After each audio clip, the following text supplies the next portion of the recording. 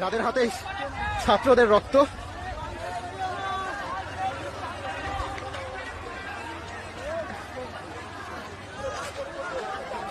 এই সেই ভবন।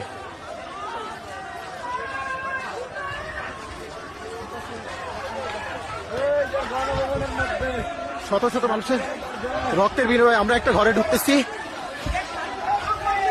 আমরা